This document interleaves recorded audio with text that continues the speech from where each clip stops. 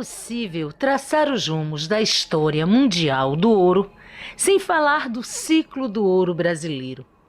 Esse período na história brasileira iniciou-se em 1695 e findou por volta de 1800, quando o ouro passou a ter um plano secundário na economia nacional. Durante este período, a produção mundial de ouro foi de 1.421 toneladas métricas, tendo a capitania de Minas Gerais, principalmente as minas situadas em Ouro Preto e Mariana, contribuído com 700 toneladas, ou seja, 50% do ouro produzido neste período. Nessas cidades históricas de Minas Gerais, o ciclo do ouro gerou muitas riquezas e histórias de fantasmas. Dentre essas minas, merece destaque a chamada Mina da Passagem, uma das maiores e mais importantes que funcionaram no Brasil, e de onde foram extraídas cerca de 35 toneladas do nobre minério. No início da exploração, o ouro era retirado manualmente por escravos e as máquinas só chegaram no século XIX. Dizem que os escravos entravam na mina levando um passarinho e trabalhavam até que ele morresse por falta de ar. Só então podiam sair, demorassem horas ou dias. Existe também uma história desse período que até hoje é contada pelos antigos do lugar. Trata-se dos meninos do couro, que era uma expressão utilizada para identificar as crianças negras, filhos de escravos do século XIX, que trabalhavam na mineração manual de ouro, dentro de poços verticais cavados manualmente. Esses poços também eram conhecidos como buracos de sarilho e eram tão estreitos que só permitiam a passagem de um corpo pequeno. As crianças penetravam nesses buracos à procura da salbanda, espécie de camada intermediária de fraca consistência que podia ser escavada com as próprias mãos e muito rica em ouro. Os pequenos escravos levavam consigo uma bolsa de couro para o transporte do material, daí a alcunha Meninos do Couro. Contudo, devido ao solo ser fraco, muitos garotos foram soterrados e seus restos mortais ainda estão no fundo da mina.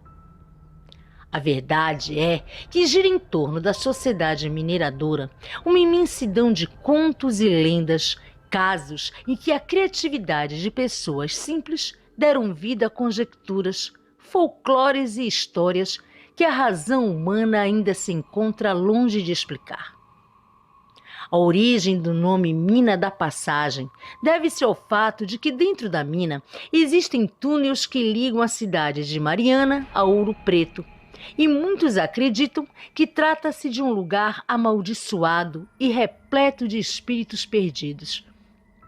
A fama de assombrada foi reforçada quando, em 14 de dezembro de 1936, uma inundação matou 17 trabalhadores no local.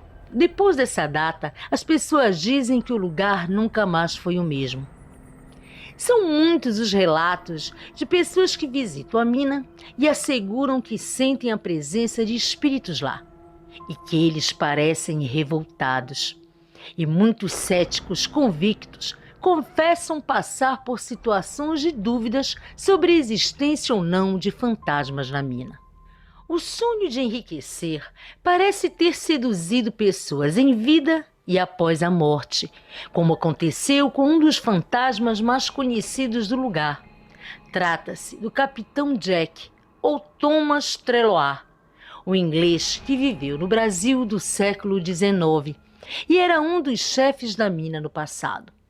Relatos afirmam que ele surge vestido de branco, com chapéu, botas e capa, cavalgando em um cavalo também branco pelos corredores subterrâneos da mina e disparando faíscas e luzes prateadas. Existem duas versões para a história do Capitão Jack.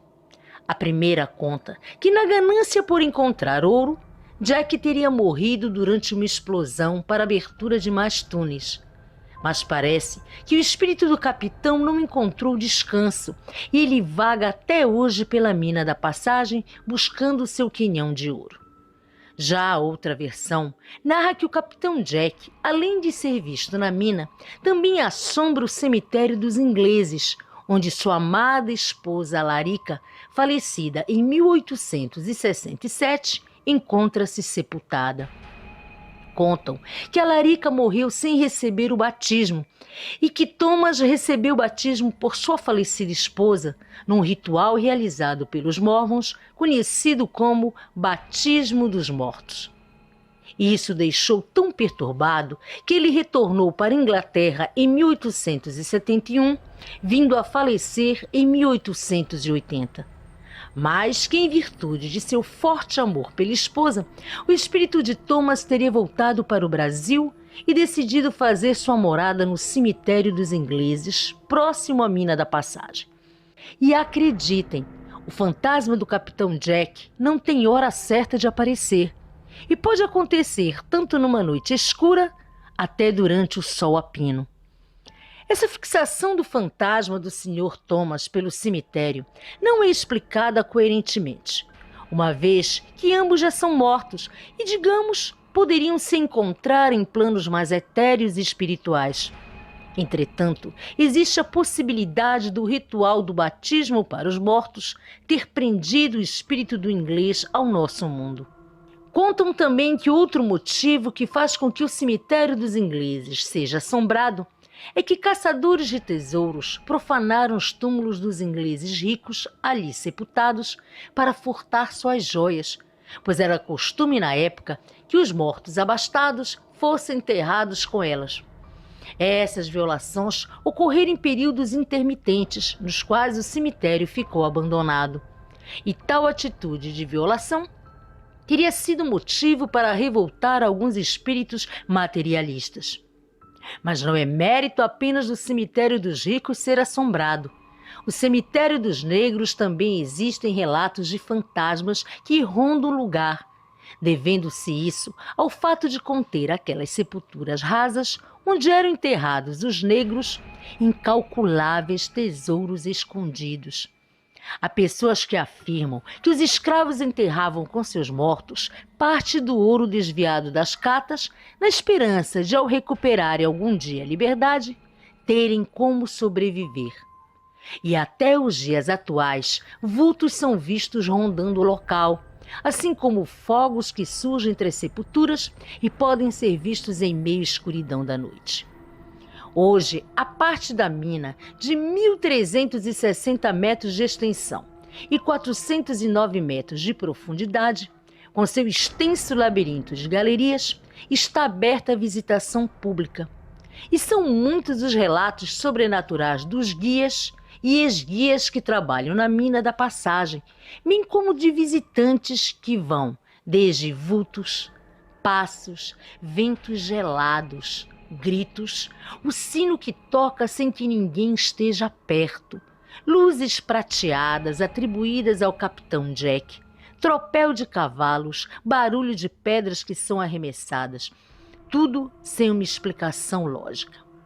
A verdade é que muita gente morreu dentro da mina da passagem devido a desabamentos, maus tratos e condições precárias de trabalho. Tanto sofrimento desencadeou nesses espíritos revolta, medo, ódio e uma gama de sentimentos ruins que impregnaram de negatividade o lugar, dando origem a todos esses fantasmas e demais manifestações sobrenaturais que assolam as galerias.